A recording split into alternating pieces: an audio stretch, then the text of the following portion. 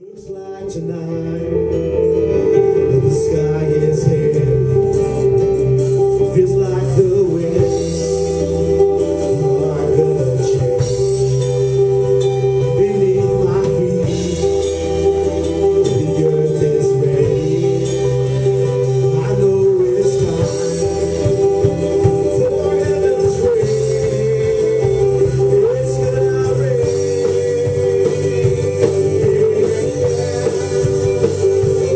There's a slip in the water.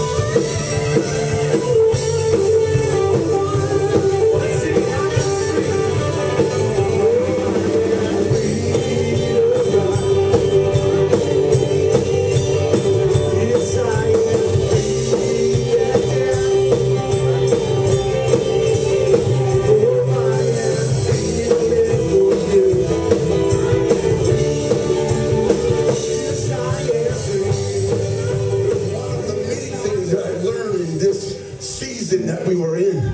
I love how Paul says, I learned to be in hunger and I learned to be full. I learned to abound. I learned to be abased. I can do all.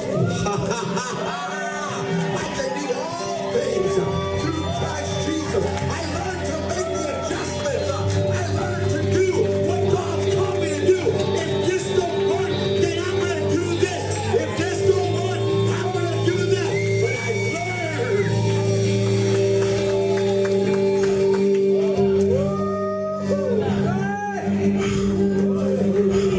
See, all the ones that were in the house of God for show, I think that's why the Navajos got hit the hardest, because there's a lot of them up there just for show.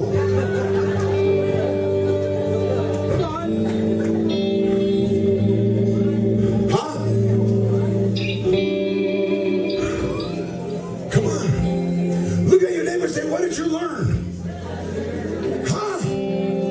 What did you learn? Or were you just one that was complaining and complaining? Everything that we were supposed to do was pushed out of our comfort zone.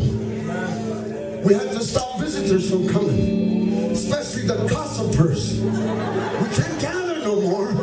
We can't talk about pastors. We can't slander pastors no more. God, what are we going to do? Half of them don't have Facebook. They don't even know how to operate Facebook.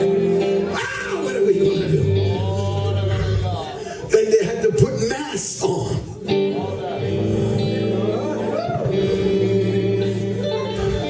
Look at your neighbor and say, you might have to put your mask back on.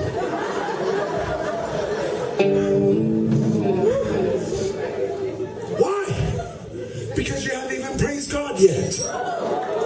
There's nothing coming out of your mouth. There's no worship. There's no praise. There's nothing coming out of your mouth. You're not thankful for God. Bring Hallelujah. You're not thankful for God taking you out of the season of what we just went through. Somebody shout!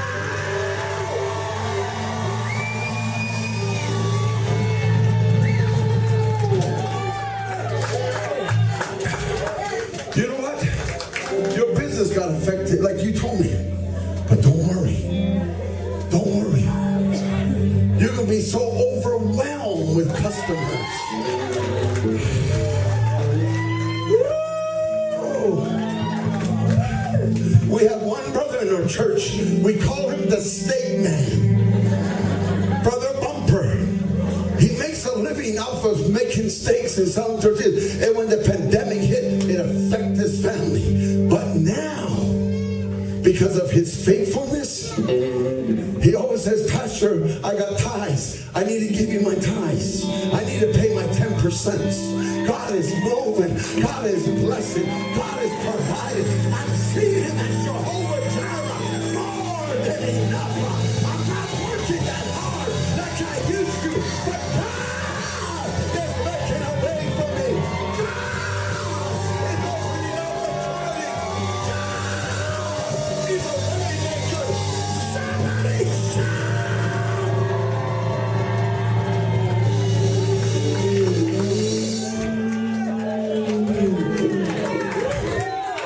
So, if you want to get that blessing, you better start buying from that man. Because the blessing is flowing.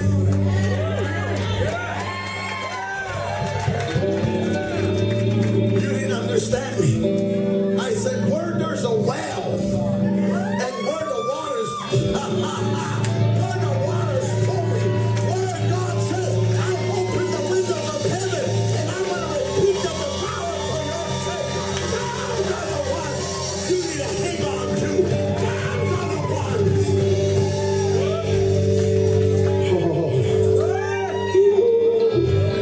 I'm not worried about my transmission, because God said, I'm going to take care of you. You did everything I needed, he says to me. You did everything I needed you to do in the same season of the pandemic. You were faithful. He said, you want a new transmission or you want a new truck? Guess what I asked for? transmission. I didn't ask for no transmission. I said, God, I thank you for my truck. My 2021 four-door Chevy Silverado, paid in full, no payment. I know that God is able to do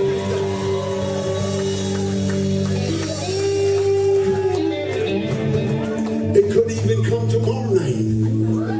You might even not even be able to sleep.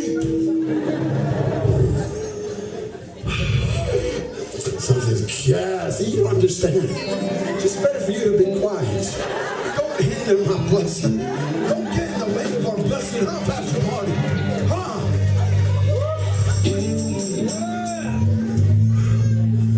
But we learn, brothers, to make the necessary adjustments in the season that God has pushed us back into our homes. It wasn't for us to panic, but you gotta understand, people, that everything God does is for our learning. That's why you need to shut up when you say, why is everybody always talking about me?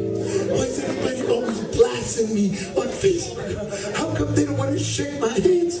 How come they look at me funny when I sing? How come when I walk under the tabernacle they just frown at me? Look at your neighbor and say, shut up!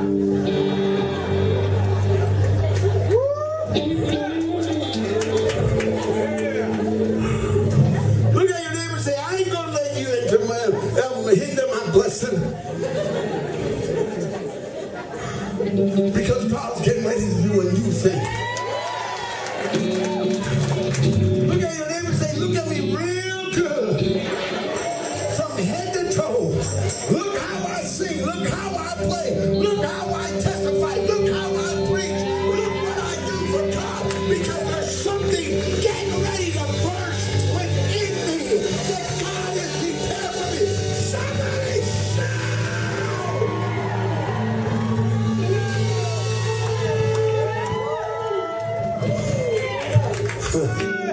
Somebody says, how come Pastor Chopper always tells us to shout? See, it's in you. Huh, coach?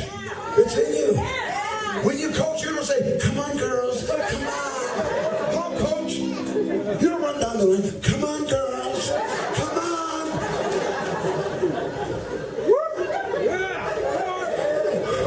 Come on. See, it's in you. You roar like a lion. I said you roar like a lion.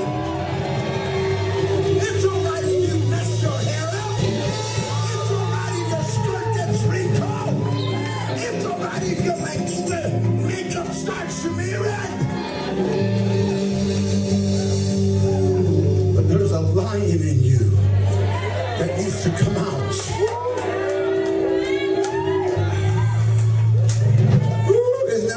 Martinez. I love how he was doing this tonight. Somebody says, yeah, what's he trying to do? You're praising God, huh? You know, one of the things that I'm really thankful for is I had many close calls of this virus, but God kept me.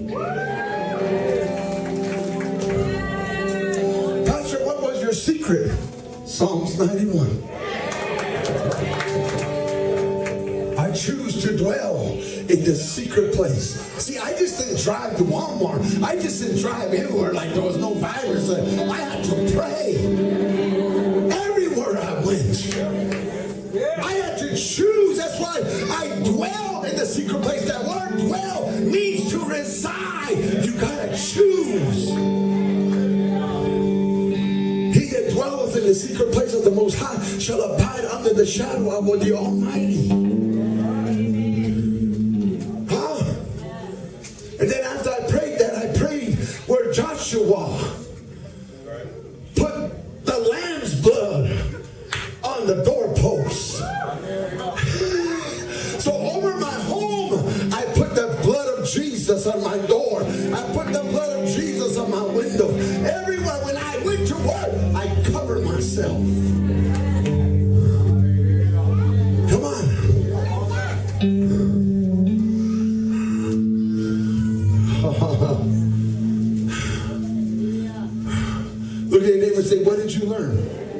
A lot of you know my wife, Christina.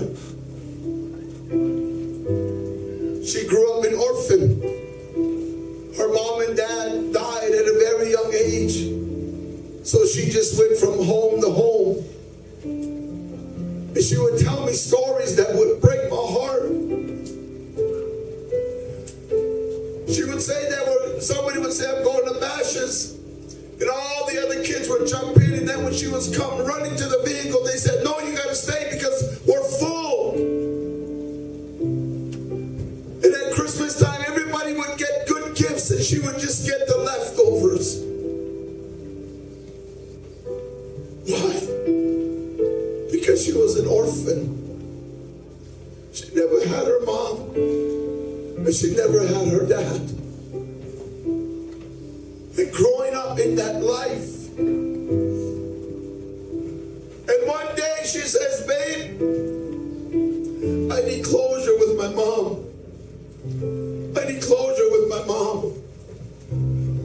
And she started asking around White River, people saying, I know your mom. She was like this, she was like that. And she says, I need to go talk to them, and I need the information about my mom, and much more. I need to know where my mom is buried at. She said, I need closure. Babe, I need closure. So we started searching and calling, looking around. And then finally God sent us a young lady.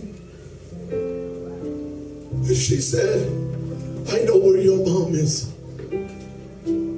After so many years, over 20 years, she said, I know where your mom is. So we took off, we picked her up. And she said, it's up here. And we started driving, and I'm feeling this. I'm feeling this because I know my wife feels this. And we got out. And this lady's on the phone talking to her aunt, her mom's sister. And she says, hold on. I'm coming. God started orchestrating. God started moving.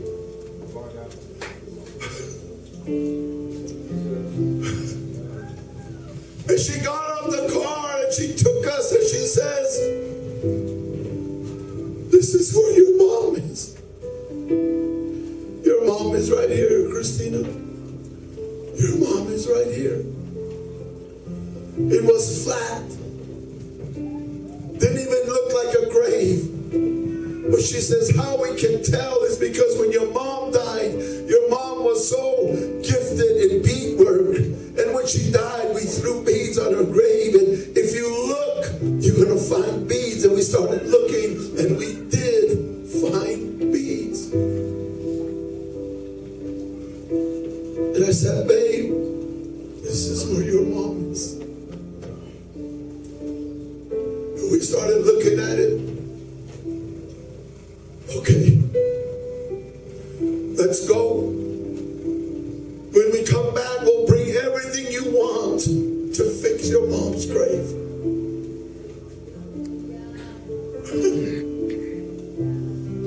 See, closure in your life is very important. Closure in your life is very important. And we went and we bought this and bought that, bought flowers, did all this and that. And I took a picture of how it looked from like this with just a flat land. And then after we were done, it was so beautiful. And my wife, I've never forgotten that. She fell on her knees and she started crying and crying. Mom, I found you. I found you. And it touched me with what she said. She says, don't worry about me.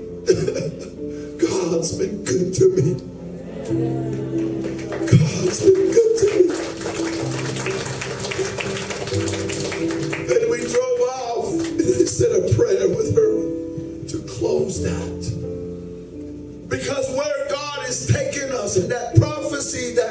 Brother, what was his name? Ziggy, God spoke to him. That's where God's taking us. And we've got to have closure in our lives. Can you say amen? Where's everybody else? Is everybody else here? Come on, you guys.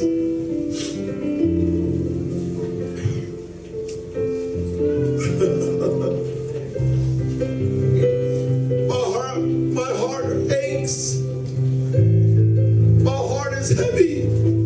Why? With what God is doing here, I don't want to see it end.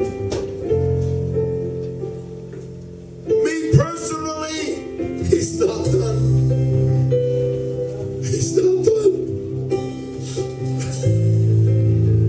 People are still broken. People are still hurting. People are still needing the Lord. He ain't done.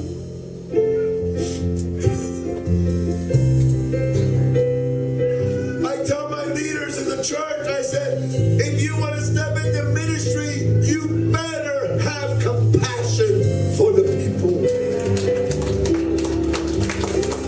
Because if you don't have compassion for the people, it's called selfishness. But you have compassion with the people and you begin to feel their hurt. You begin to feel their need. You got to have compassion.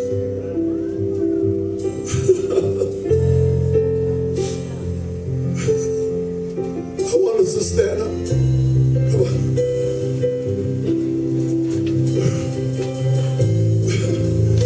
Is there a way to turn the microphone up a little bit more?